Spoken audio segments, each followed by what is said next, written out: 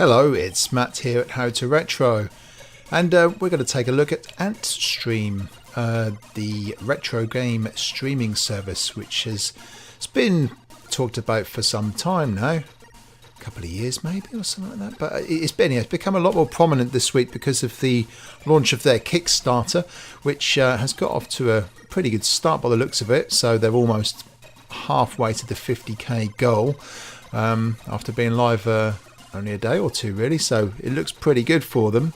My feeling with game streaming services is currently that, yeah, I think we're in a position to kind of go ahead with it. We're not talking mass adoption at this stage. I think we're very much dipping our toes in the water with the the Google Stadia announcement recently, and PlayStation Now is something which is mildly well regarded, not hugely adopted, and obviously Microsoft are looking at things too. I think what you've got to look at with this kind of thing is the infrastructure behind the service. So the likes of Microsoft and Google are really well placed with their cloud infrastructure. I'm not sure what Antstream are using to power theirs, but I guess it's going to have to be something reasonably good for it to even stand a chance of being successful. So they obviously know what they're doing. And the promo reel that we've seen so far, with a few YouTube celebrities on there, kind of giving it the nod, their initial endorsements, seems a good sign so far. But I suspect they've probably used the service in Antstream's environment, so it's going to perform pretty well. But anyhow, let's look at the positives before we can really comment. We're not in a position to comment on anything yet until it goes live. So yeah, as far as I'm concerned, it sounds absolutely fantastic. It's great we can play all of these games on emulators, and don't get me wrong, a mixture of playing them on the original hardware for convenience and just kind of scale. You tend to use emulators these days, but what's missing really is a real solid kind of challenges and leaderboards and achievements, and a bit more of a social aspect of playing retro games. And something, when you do remember being a lot younger, it was playing with your mates in around their houses on games, and kind of competing for high scores, and the odd two-player game here and there. So hopefully this can recreate some of that, and it does sound really promising in terms of some of the games we've got to choose from, which let's have a quick look at here. I think at this stage it seems to be it's mostly kind of C64 Spectrum and Amiga, with a few arcade games thrown in the mix as well. So one of them that spotted straight away is cannon fodder, Amiga and Mega Drive, which is a great start, to be honest. Crystal Kingdom Dizzy, really keen on the Dizzy game. There we go, they're all the Dizzy games, and that's good to see. We've got all of the, for me, I played them all on the Spectrum, but you can see we've got the a couple of the 16-bit versions and C64 as well. Looks good to me. Double Dragon arcade games. What else we got? Yeah, it looks, there's obviously a lot of stuff. Probably most of us haven't been on, but there's a lot of classics in there as well. Kick-off games, more Dizzy games there. Metal Slug, wow, that's a good one to get. Midnight Resistance, the arcade version.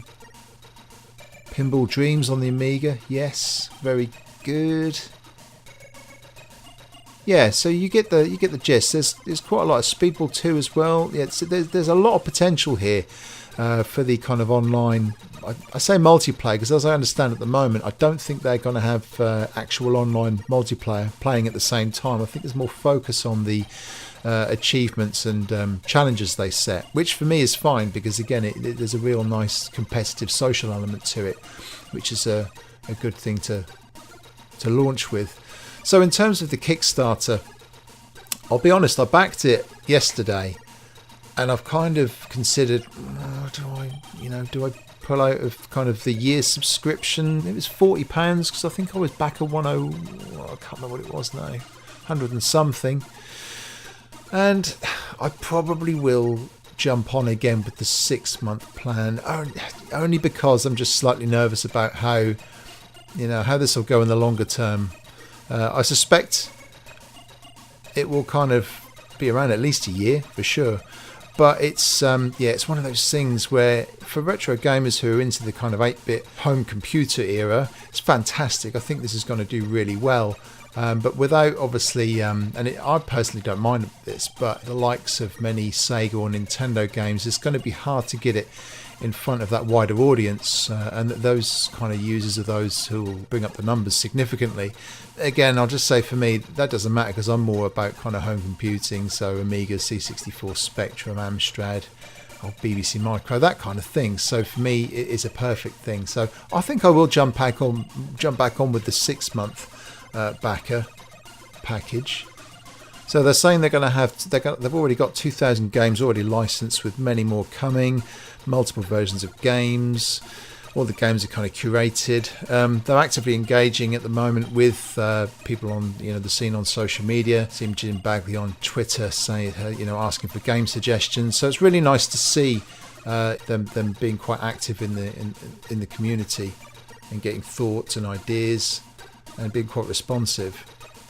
So this is certainly not a fly-by-night operation. I don't think anyone suggested it was necessarily, but they're certainly going about things in a really nice way, and they seem to have a lot of credibility. Ultimately, this will be a one-stop shop for every game available on the planet. Basically Netflix for retro games. Netflix for retro games doesn't even begin to describe. It works really well, it's got a nice interface, it's got an interesting selection of games. Sceptical at first, but after playing it, I don't really see any reason to continue to be sceptical. Yeah. So what I've seen so far, it does look really exciting. The fact it's on PC, Xbox, Android devices at launch, great. It gets a decent audience straight away. I know a lot of people will be after it on iOS as well, but I believe it's just a case of App Store approval before they get that going. So yeah, I think it's definitely worth a punt, so to speak. I think I'm going to dive in with the 6-month Kickstarter backer, and then I plan to get some footage together and my thoughts as to how the service works. Now, I do have a reasonably good connection here. I think I tend to average about 30 meg download and about 10 upload usually, so it should be easily strong enough. So I'm going to use it on my PC, directly plugged straight into my router, so it will be a fairly solid test. But it'll be early days in the first week of launch, so we'll just see how that pans out.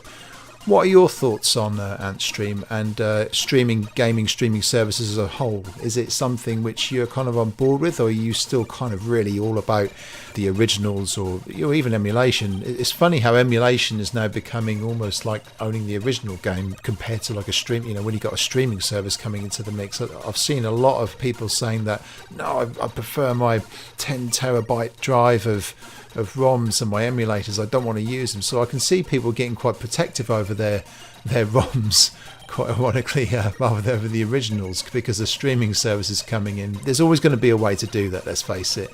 There's always going to be a way. But for me, this is something, really new. Seems really well thought out, some really good ideas, and obviously made by people who are really enthusiastic and knowledgeable as well. You've just got to look at the team involved and the games list straight away. It shows you people who are really passionate about retro games. So yeah, very exciting times. So leave me some comments to let me know your thoughts on Antstream and its potential, and whether you're going to be backing the project or looking to test it out. If you would like this video and subscribe and share so other people can give their thoughts too, be absolutely fantastic. It's really early days for the channel, so I'm looking to kind of get it out in front of as many people as possible, kind of get the conversations going so we can talk about things, and maybe I can build some more content around some of the comments we're getting in. But it'd be good to get the ball rolling and get that conversation going. Thanks for watching. I'll see you soon.